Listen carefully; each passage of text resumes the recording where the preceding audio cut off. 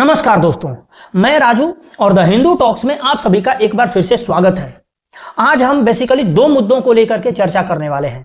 पहला मुद्दा है एक आईएएस के बारे में जिसका नाम है पूजा खेटकर, उसके वैकेंसी को लेकर के, उसके नियुक्ति को लेकर के किस तरीके से विवाद खड़ा हुआ है और ऐसा कहा जा रहा है कि एक फर्जी आईएएस बहाल हुआ है, उसको लेकर के। और दूसरा मामला है अंशुमान सिंह के परिवार को जो कीर्ति चक्र मिला है अंशुमान सिंह के मरने के बाद, उसको लेकर के जो विवाद खड़ा हुआ है और पूरे देश में चर्चा हो रहा है, उसको लेकर के भी हम इसमें अपनी बात रखेंगे और पूरी की पूरी चीज को आपके सामने रखेंगे। तो आइए सबसे पहला जो मुद्दा है उस मुद्दे के बारे में हम लोग चर्चा करते हैं। पहला मुद्दा है आईएएस पूजा खेटकर। जी हां, इनके पिता दिलीप खेटकर भी एक बहुत बड़े अधिकारी रह चुके हैं और वो रिटायर हो चुके हैं। महाराष्ट्र कैडर से वो थे। उनकी बेटी पूजा खेटकर ओबीसी का सर्टिफिकेट बनवाती है, जबकि इनके नाम पे 2 कंपनियां रजिस्टर्ड है। इनके बड़े बड़े 4-5 गाड़ियां हैं, लग्जरी गाड़ियां, ऑडी तक इनके अपने नाम से हैं। उसके बाद बहुत बड़े बड़े फ्लैट्स हैं, कई शहरों में इनके मकान हैं, तकरीबन 300-400 बीघा इनके जमीन है। इनके पिताजी, जैसा मैंने पहले बताया, कि आईएएस रह चुके हैं। फिर भी इन्होंने जो अपना ओबीसी का सर्टिफिकेट बनवाया, उसमें जो क्रीमी लेयर होता है कि जो व्यक्ति का इनकम जो है वो 8 लाख से अधिक है, इतनी संपत्ति है, तो वो क्रीमी लेयर में आता है, नॉन क्रीमी लेयर में नहीं आता। और फायदा जो होता है रिजर्वेशन का, वो नॉन क्रीमी लेयर को ही मिलता है। इन्होंने भी अपना जो सर्टिफिकेट था वो नॉन क्रीमी लेयर का सर्टिफिकेट बनवाया है।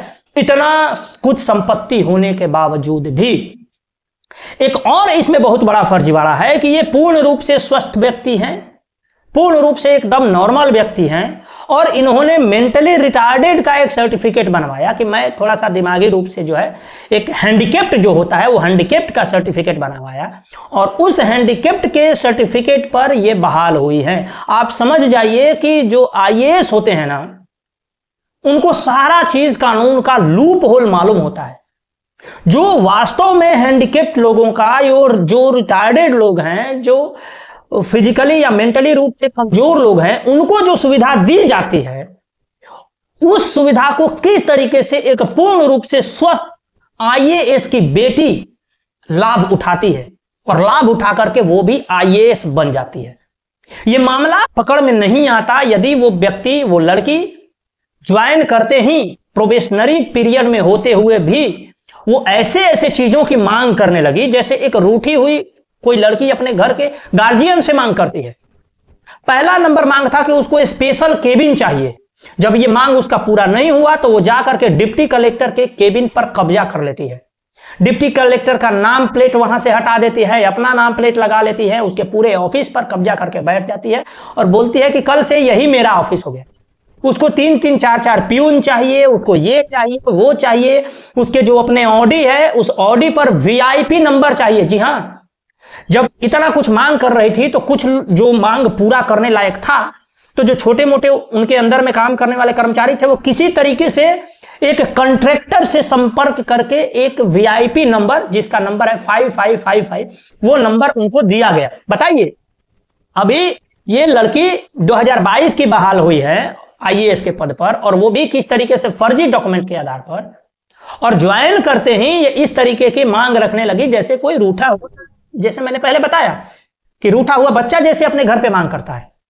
अंत में जब इनके मांगों को पूरा नहीं कर पाया प्रशासन, तो प्रशासन ने, डिप्टी कलेक्टर ने लिखित में वहां के होम सेक्रेटरी को लिख दिया कि भाई ये एक ऐसी ट्रेनी आईएएस आई है, ये इस तरीके से परेशान कर रही है।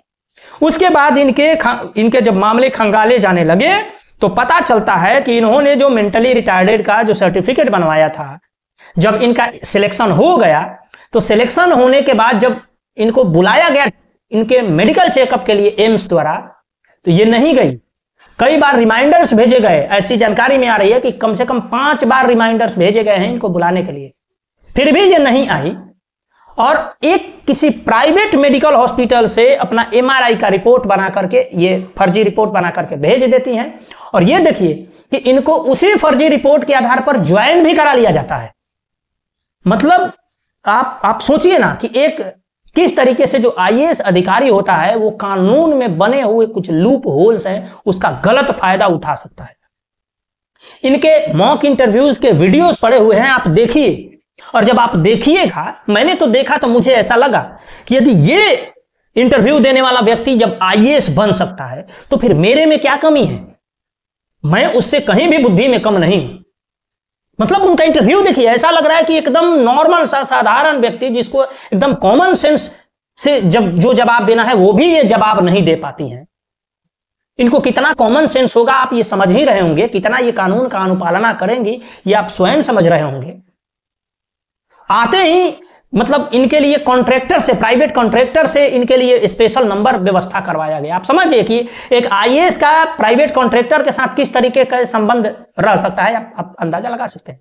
यही नहीं, जब अधिकारियों ने इनकी बेटी को वो सारी सुविधाएं देने में आनाकानी की, अपना हाथ खड़े कर लिए अधिकारियों ने, तो इनके पिता दिलीप खेडकर आ करके अधिकारियों को धमकाते थे कि यदि तुमने हमारी बेटी की मांगों को नहीं पूरा किया तो हम तुम्हारा ट्रांसफर करवा देंगे, ये करवा देंगे, वो करवा देंगे। आप अंदाजा लगाइए कि एक आईएएस जब ये नौकरी में होगा दिलीप खेडकर, तो किस तरीके से कार्य करता होगा। जब रिटायर होने के बाद ये जाकर के वहां के लोगों को, डीएम को या अन्य जो भी डिप्टी कलेक्टर्स हैं उनको जाकर के धमकाता है, तो ये अन्य लोगों के साथ किस तरीके से व्यवहार करता होगा, और ये जानते हुए भी कि उसकी बेटी फर्जी तरीके से बहाल हुई है। अब इस पर कहा जा रहा है कि इसके पूरे जो स्क्रूटनी की जाएगी, स्क्रूटनी करने के बाद इसके ऊपर जितने भी एलिगेशंस हैं उसको प्रूफ किया जाएगा। यदि ये प्रूफ होगा तो इन पर क्रिमिनल चार्जेस किए जाएंगे, इनको नौकरी से बर्खास्त किया जाएगा। अभी आज का मामला है कि जैसा मैंने पहले बताया कि इनका बहुत सारा जमीन है और बहुत सारा जगह इनका घर है। आज का मामला है कि म्युनिसिपल कॉर्पोरेशन ने इन पर अवैध जमीन हथियाने का, इंक्रोचमेंट का भी इन पर एक केस इंक्वायरी बैठा दिया है, नोटिस गया है। ये गुंडे थे या मतलब आईएएस अधिकारी थे, ये समझ में नहीं आ रहा है। ये जिस तरीके से व्यवहार कर रहे हैं, ऐसा लग रहा है कि इनके पिता भी इसी तरीके से कहीं फर्जी तरीके से बहाल ना हुए हैं, या यदि सही तरीके से बहाल भी हुए हैं तो वो केवल पैसे कमाने के लिए बहाल हुए हैं।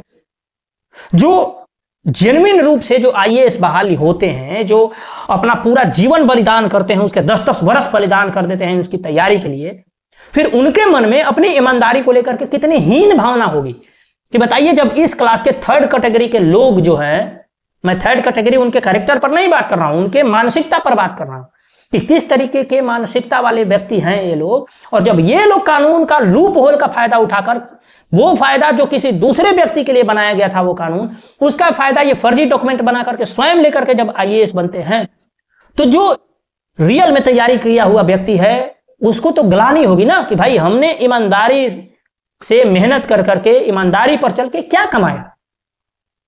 तो ये मामला चल रहा है और मुझे लगता है कि सरकार को ये जो रूल है, इस रूलिंग को लेकर के बहुत ही सख्त होना पड़ेगा, बहुत ही ढंग से इसको फिर से ये करना पड़ेगा। तो देखिए किस तरीके से अब तो नीट और यूजीसी में फर्जी तरीके से पेपर वगैरह लीक होते थे, अब आईएएस में भी फर्जी बहाली का मामला ये प्रकाश में आया है।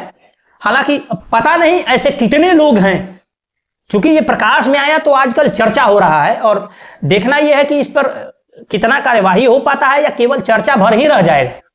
हालांकि बाद में जब ये मामला इतना सामने आया तो सरकार तो जैसा मैंने पहले बताया कि जांच बैठा दी है और साथ ही उनका तबादला भी कर दिया है। इनका सस्पेंशन नहीं हुआ है, अभी तबादला किया गया है। तो देखना यह है कि आगे आगे इस मामला में होता क्या है। दूसरा जो केस है कैप्टन अंशुमान सिंह का, ये बहुत ही एक यूनिक तरह का मामला है। देखिए मैं यूं कहूं कि ये यूनिक मामला नहीं है, ये आमतौर पे होने वाला मामला है। चूंकि ये यूनिक इसलिए बन गया क्योंकि ये प्रकाश में आया। कैप्टन अंशुमान सिंह पिछले साल जो है जुलाई 2023 में सियाचिन ग्लेशियर के टेंट में अपने दोस्तों के आग लगने से जान बचाने के क्रम में वो 4 दोस्तों को जान तो बचा दिए, लेकिन स्वयं उस आग के चपेट में आ गए और कैप्टन अंशुमान सिंह जल करके वीर गति को प्राप्त हो गए अपने दोस्तों की जान बचाने के क्रम में, क्योंकि उनके टेंट में आग लग गया था जैसा मैंने बताया। उसके लिए जो पूरे भारत देश का जो दूसरा सबसे बड़ा गैलेंट्री अवार्ड है कीर्ति चक्र, पोस्थमसली यानी उनके मरने के बाद उनका कीर्ति चक्र प्रदान किया गया। उनकी वाइफ स्मृति आई थी, उनकी मां मंजू सिंह आई थी और उनके जो पिता है उनका रवि प्रताप सिंह उनका नाम है, ये सभी आए थे। द्रौपदी मुर्मू ने उनको, हमारे जो राष्ट्रपति हैं, उन्होंने कीर्ति चक्र प्रदान किया। वो फोटो आप सभी लोगों ने देखा होगा। उनकी जो शादी थी वो मात्र 6 महीना पहले हुई थी, जनवरी फरवरी के आसपास में 2023 में उनकी शादी हुई थी और 6 महीने के बाद में उनकी इस तरीके से दुखद मृत्यु हो गई।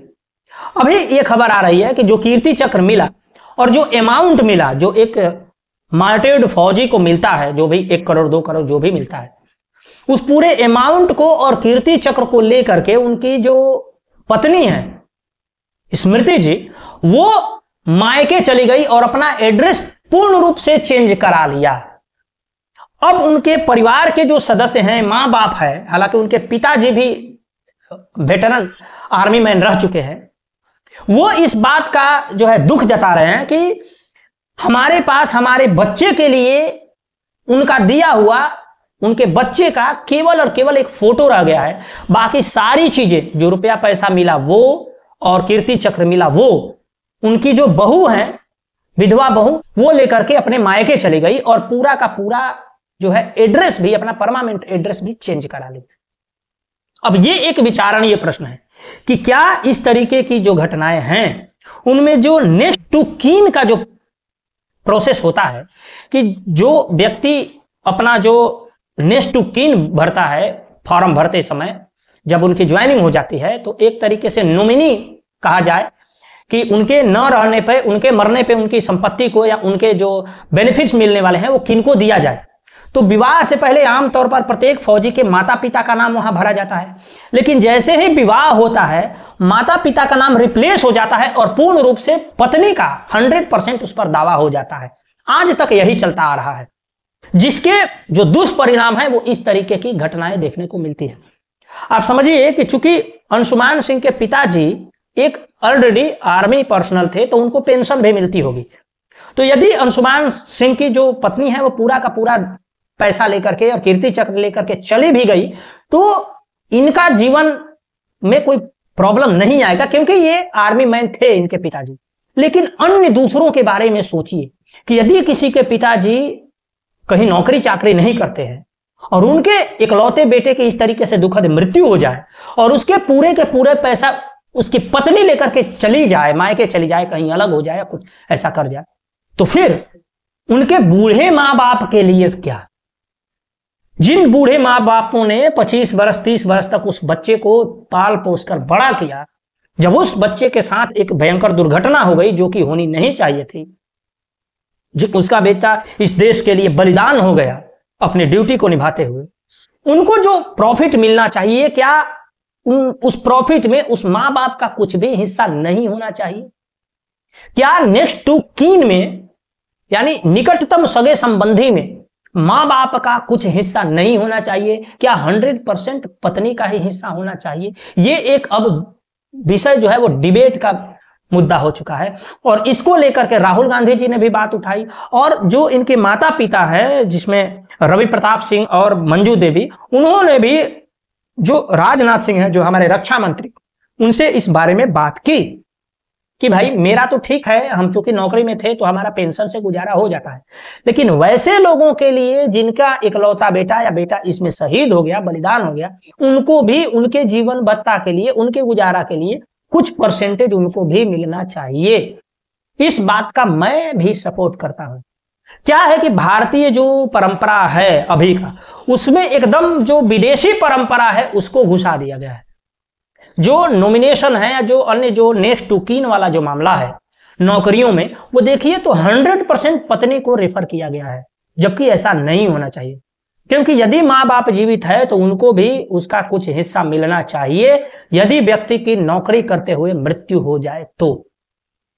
आप एक माँ बाप के स्थान पर स्वयं को रख करके सोचिए कि यदि उनके साथ इस तरीके की दुर्घटना हो गई और वही दुर्घटना आपके साथ यदि हो जाए तो आपकी बहू यदि पूरा का पूरा पैसा और जो भी अवार्ड वगैरह है वो लेकर के मायके चली जाए, जैसा कि आजकल का प्रचलन है।